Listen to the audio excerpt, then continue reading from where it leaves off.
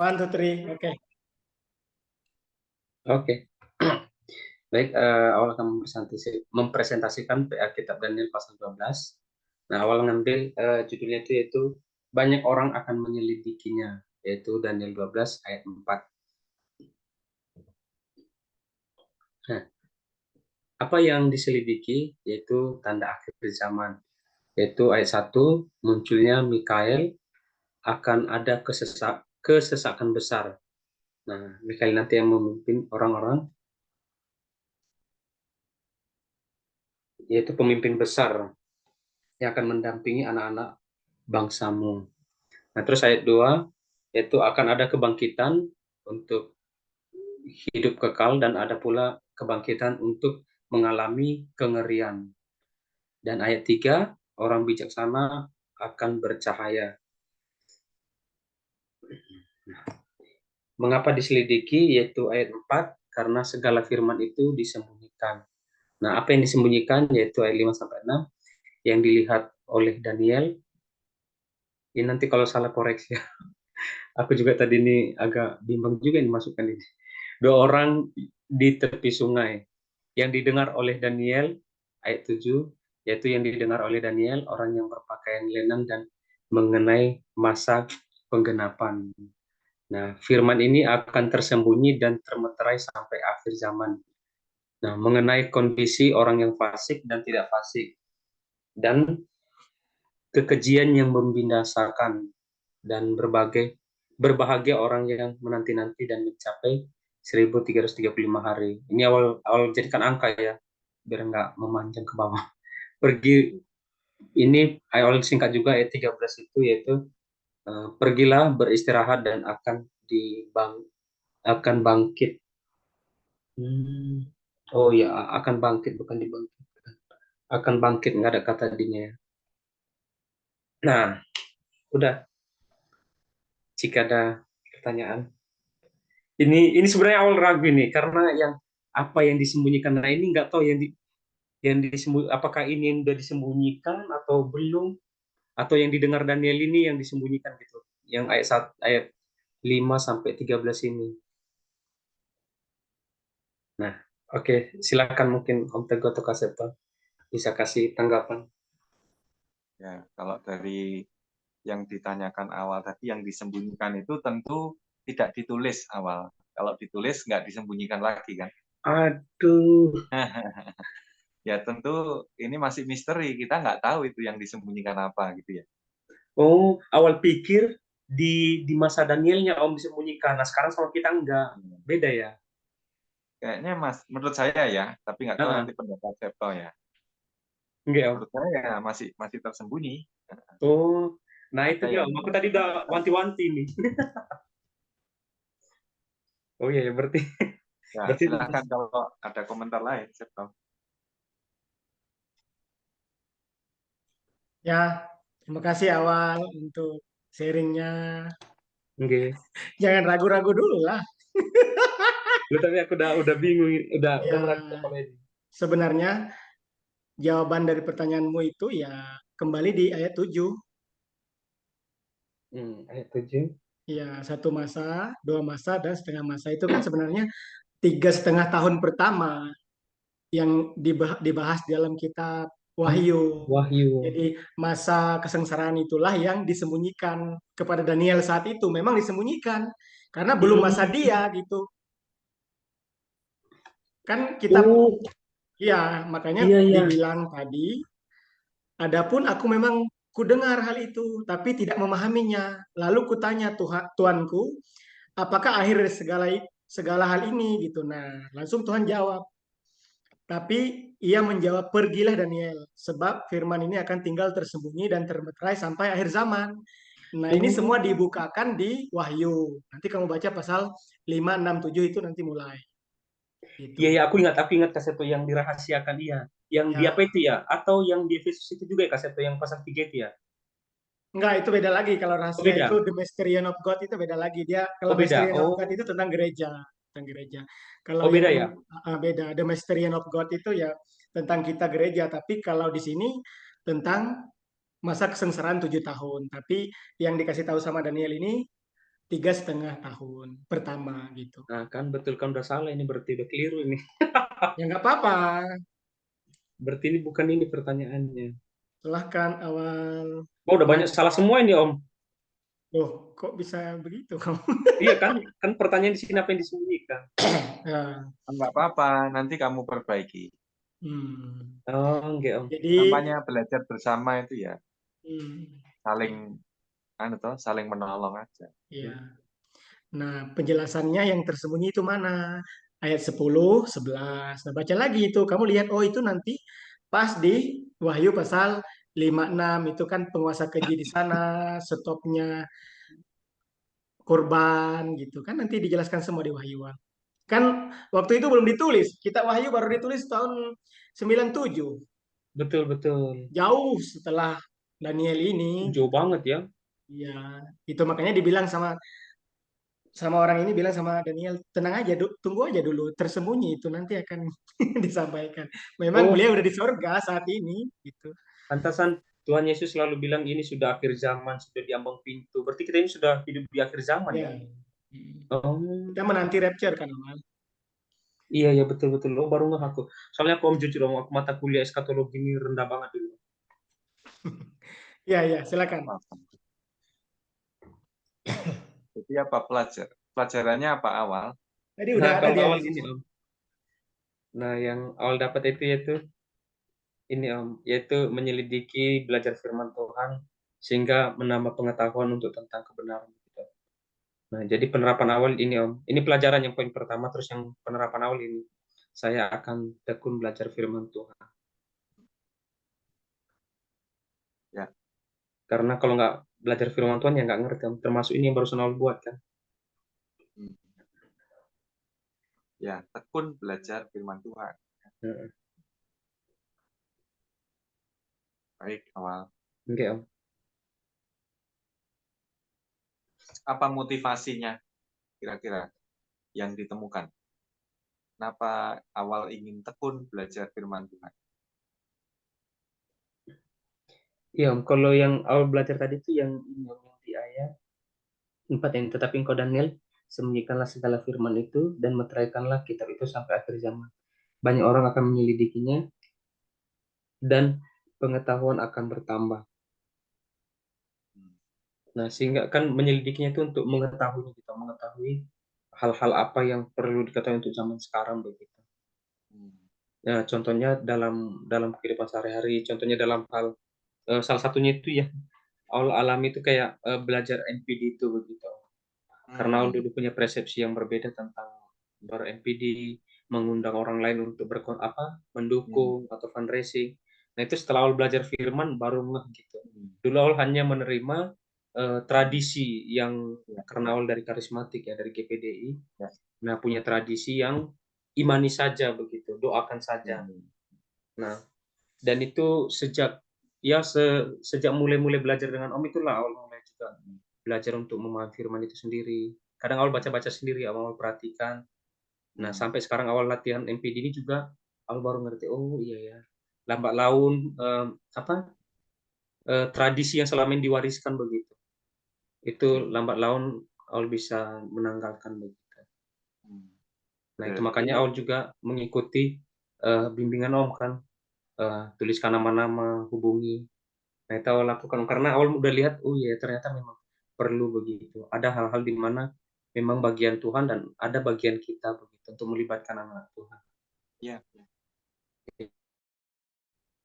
berarti mempengaruhi pertama cara pandang ya. Betul Om. Ah, karena kenapa tekun belajar firman Tuhan? Karena mengubah cara pandang. Yang kedua pasti mengubah perilaku kita ya. Iya, merubah tindakannya Om ya. Tindak.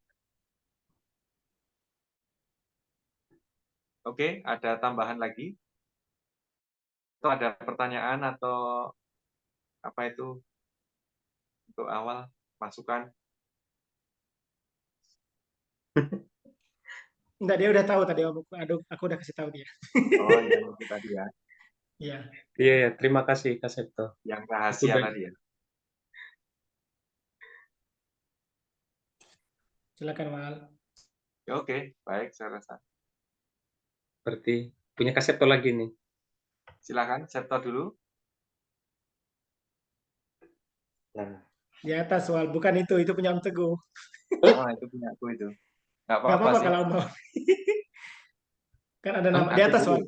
Di atasnya thank you itu kan di atas sana punya saya. oh, aku kira tadi punya Kak Septo itu. Enggak. Ah, dari sini sip. Full screen, please ya. Full screen. Nah, oke, terima kasih awal. Saya juga belajar dari pasal 12 ya. Ayat 1 sampai 13. Beberapa hari lalu sih udah persiapan karena bersemangat sekali bersyukur pada Tuhan udah beberapa kali belajar kitab ini dan terus disegarkan lagi. Next slide. Ya, Daniel 12 ayat 1 sampai 13. Jadi tema besarnya saya ambil ayat 7. Segala hal ini akan tergenapi. Itu yang saya pelajari. Jadi apa yang tergenapi? Ada dua paragraf. Yang pertama itu paragraf 1 ayat 1 sampai 4, waktu kesesakan yang besar. Itu di ayat 1. Lalu yang kedua, paragraf 2 ayat 5 sampai 13. Kesudahan zaman. Itu di ayat 13. Inilah yang akan tergenapi. Next slide.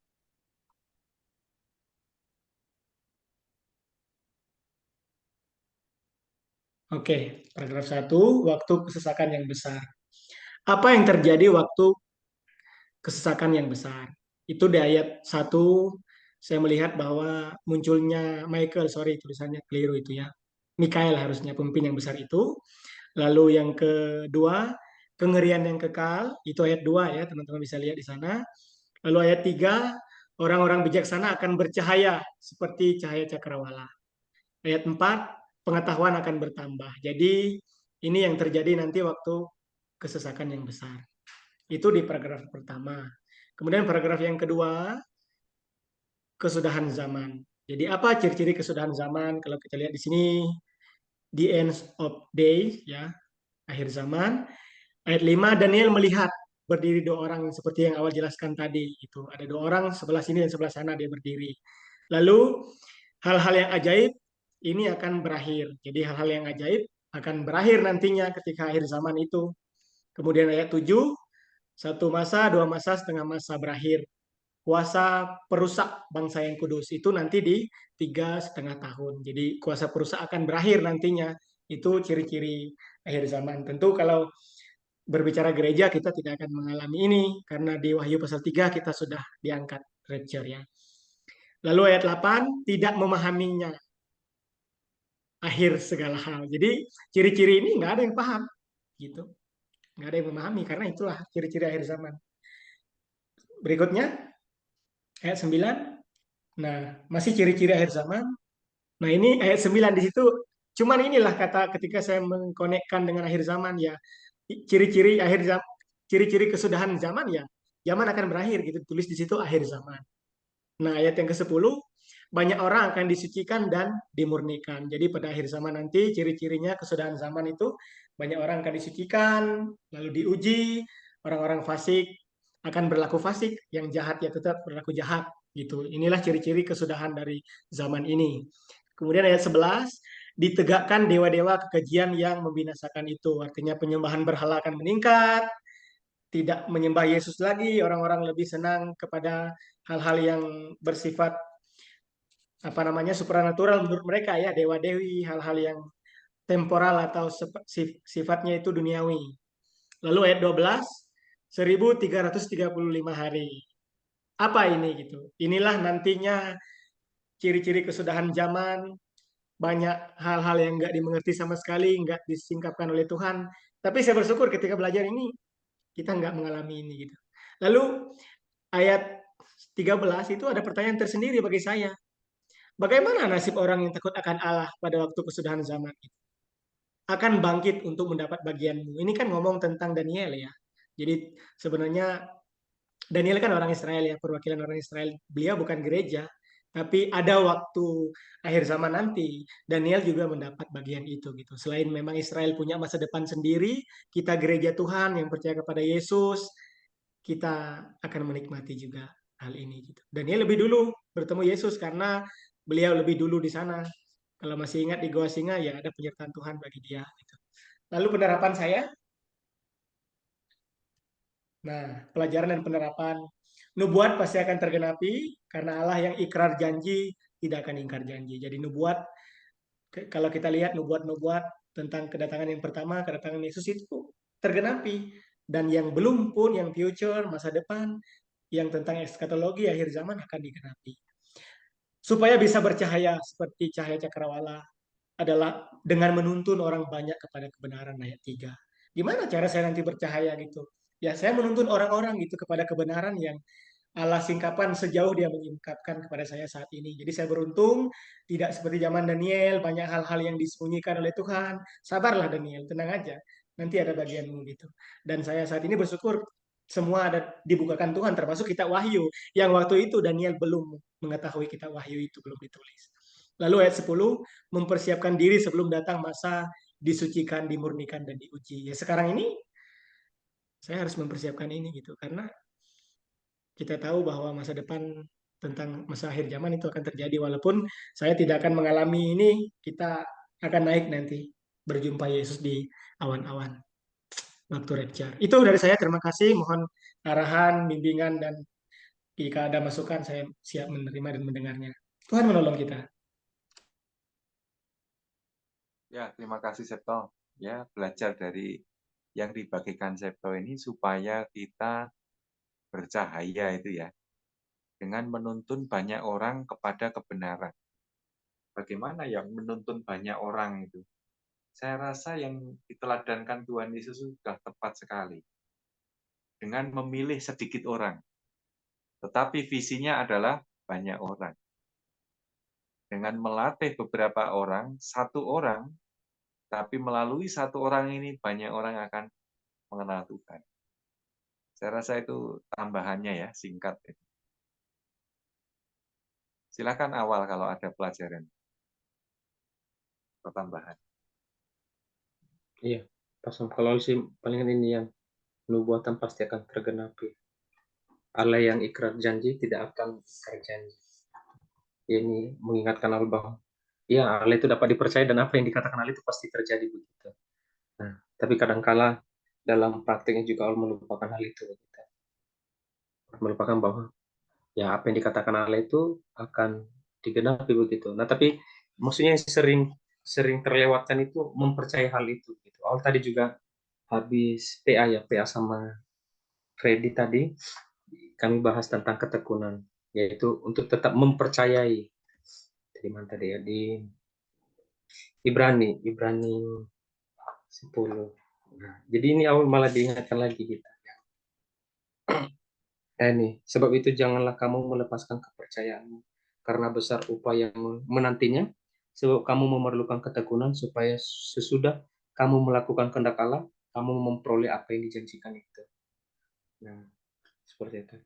Nah, awal ingat betul itu. Kadang ketika menghadapi masalah, yang tadinya percaya bahwa Tuhan akan menolong, malah ini tergesa-gesa mengambil keputusan sendiri untuk menyelesaikan masalahnya kita. Atau ketika lagi khawatir, nah mencari jalan sendiri begitu untuk menyelesaikan masalah begitu. Nah, tapi ini diingatkan lagi bahwa Allah itu yang ikrar janji tidak akan ikrar janji, pasti digenapi apa yang dia ucapkan. Ya itu sih. Makasih ya Awal. Ya, ada alasan untuk tekun ya, supaya karena kita akan mendapatkan bagiannya nanti, sektor tadi. Bagian akhir tadi ya. Pertanyaan sektor terakhir tadi. Oh iya, pertanyaan yang ini ya. Karena akan mendapat upah apa dong? Akan bangkit Bagian. untuk mendapat bagian. Oke, Septo, terima kasih.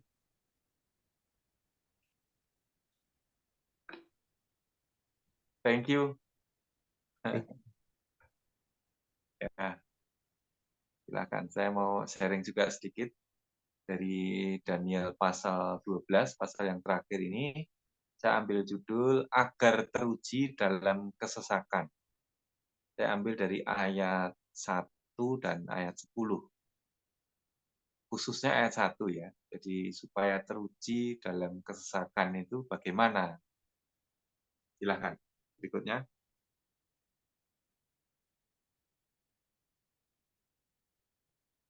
Ya, Daniel 12 ayat 1.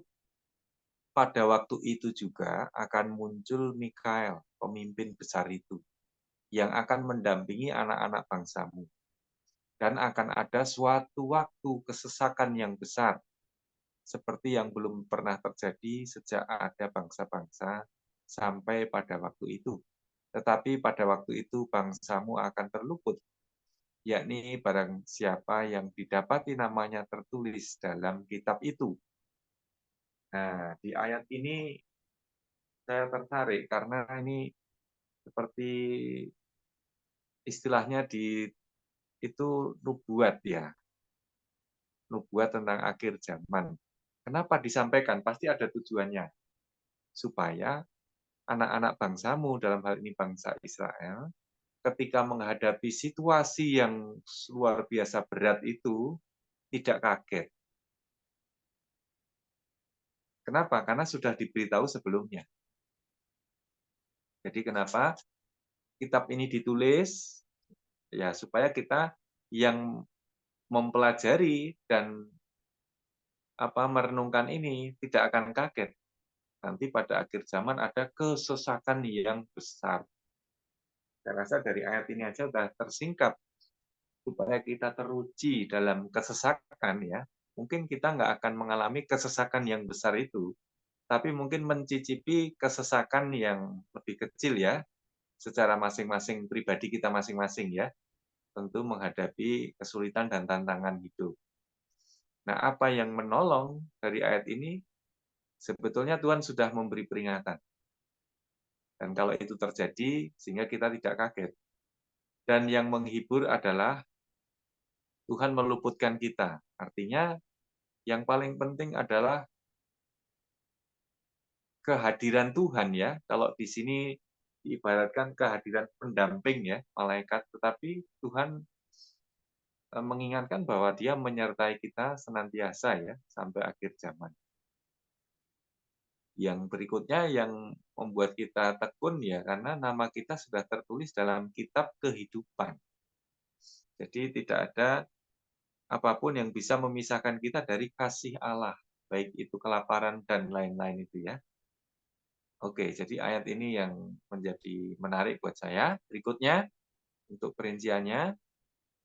Nah, apa yang membuat kita agar kita ini teruji ya, menghadapi masa kesesakan.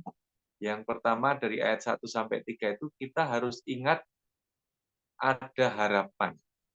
Masih ada harapan? Nah, selalu diingatkan Bang Septon. Jadi ini ingat pada harapan. Harapan apa? Saya nulisnya yang dua dulu nih. Yang pertama itu harapannya ya karena di dalam Tuhan Yesus kan nama kita sudah tertulis dalam kitab kehidupan. Dan kita akan terluput ya. Tuhan berjanji ini akan terluput. Yang namanya tertulis dalam kitab kehidupan. Nah, membuat kita akhirnya ya sabarlah, kita akan terluput. Yang kedua, akan mendapat hidup kekal. Kalau kita mati sebelum masa itu ya, masa kesulitan besar ya, kita akan ya, ada yang diangkat ya. Tapi kalau belum waktunya kita sudah mati ya, kita akan bangun pada waktunya Tuhan dan mendapat hidup kekal. Itu kita harus ingat harapan itu. Dan yang ketiga, ingatlah bahwa orang yang bijaksana itu akan bercahaya seperti cakrawala. Kan di dalam Tuhan kita disebut anak-anak terang. Jadi ingatlah kita itu adalah anak terang yang bercahaya di dalam gelap. Tidak digelapkan oleh kegelapan atau kesulitan, tapi kita memang anak terang. Kita jadi garam dan terang. Itu kita harus ingat status kita di dalam Tuhan Yesus. Tuhan pasti memberi kekuatan. Itu yang perlu diingat. Yang berikutnya, bagian yang kedua, apa yang membuat kita agar kita teruji, kita harus berpegang pada firman Tuhan, karena firman Tuhan akan digenapi. Yang kita pegang pasti akan digenapi Tuhan. Nah, dari ayat yang keempat, memang pada waktu Tuhan bicara sama Daniel, kitab itu masih termeterai, tetapi akan terus diselidiki sampai sekarang. Dan makin ke sini orang makin bertambah pengetahuannya, karena ada kitab yang kemudian ditulis ya, kitab Wahyu, kemudian Injil juga Tuhan Yesus beberapa kali mengutip tentang akhir zaman. Nah, jadi orang akan semakin banyak menyelidiki. Dan Tuhan akan menggenapi yang Dia firmankan. Yang kedua, firman Tuhan akan digenapi, artinya yang dilihat oleh Daniel, penglihatan dia di tepi sungai itu juga akan digenapi. Kemudian penentu waktu yang berpakaian lenan yang ada di sebelah atas sungai. Saya sih membayangkan, kalau ini penafsiran saya, bisa salah ya, Daniel melihat seperti dua orang di sisi sungai ya. Tetapi yang berpakaian lenan itu ada di atas sungai, bagian atas. Jadi itu kayak di hulu ya. Jadi kayak di hulu sungai itu, sumbernya itu, ada orang yang ada di sana berpakaian lenan. Terus ada yang di tepi sungai itu, mereka bertanya kepada yang berpakaian lenan itu. Dan memang firman-Nya itu akan digenapi. Dan dibagikan di situ ada masa 3,5 tahun. Dalam 3,5 tahun masa kesulitan. Jadi memang sudah diberitahu nubuat yang akan terjadi nanti sangat jelas. Daniel mendapatkan penglihatan yang dia lihat di situ, kemudian ada waktunya, terus memang ada yang dimeteraikan, jadi memang tidak semua dibukakan waktu itu, tapi yang paling pasti akan digenapi. Jadi supaya kita teruji ya, kita harus meneliti ya, bagian kita meneliti terus, berpegang pada firman Tuhan. Berikutnya, yang terakhir, ayat 8-13 ya, bagian kita supaya teruji di masa kesesakan kita memahami dan berlaku bijak. Nah, di ayat 8 dan 9 ya, karena firman itu tersembunyi sampai akhir zaman, maka kita terus merenungkan firman Tuhan, memahami ya, supaya bisa mempengaruhi hidup kita jadi bijaksana. Nah, yang tidak paham itu seperti orang fasik. Dia terus berbuat fasik. Nah, dan yang menarik di sini, banyak orang akan dimurnikan, diuji dan disucikan. Jadi penderitaan itu menjadi semacam api yang memurnikan itu, emas ya. Kalau kita ini dari emas ya, kita akan makin murni, makin bercahaya di tengah kesulitan ya. Nah, kemudian disampaikan di situ akhir masanya 1290 hari sejak kurban sehari-hari dihentikan. Nah, pesannya nantikanlah sampai 1335 hari. Nah, pesan yang saya dapat di sini ya harus sabar di masa sulit. Kemudian berikutnya pergi dan dapat bagian di akhir zaman. Jadi kita mungkin nggak harus terlalu meneliti maksudnya kapan ya, tanggal berapa ya. Jadi kita jangan fokus ke situ, tetapi seperti Daniel bilang, pergilah. Artinya ya kita aktif saja melayani Tuhan, seperti amanat agung itu ya, karena itu pergilah. Jadi jangan hanya menunggu ke atas kapan Yesus datang, seperti murid-murid lihat Yesus itu ya, tetapi fokus kepada pergilah, jadikanlah semua bangsa muridku. Pergilah Daniel, dan dapatkanlah bagianmu di akhir zaman. Memang pengetahuan makin bertambah, makin jelaslah akhir zaman itu makin dekat, tapi tetap kerjakanlah bagian, dapatkanlah bagianmu itu, layanilah orang-orang. Terakhir, kesimpulan penerapan ya. Hidup bijaksana sesuai firman Tuhan, sambil terus menyelidiki dan memegang firman Tuhan. Hidup bijaksana artinya kalau orang lain berbuat fasik, ya tidak perlu kita ikuti. Atau pemurnian, supaya finishing well. Nah, itu penerapan saya. Kiranya Tuhan menolong kita semua. Terima kasih. Berikutnya. Habis saya rasa. Habis ya awal ya. Slide. 235 slide. Wih. Iya, terima kasih. Silakan kalau ada komentar, masukan, pelajaran, boleh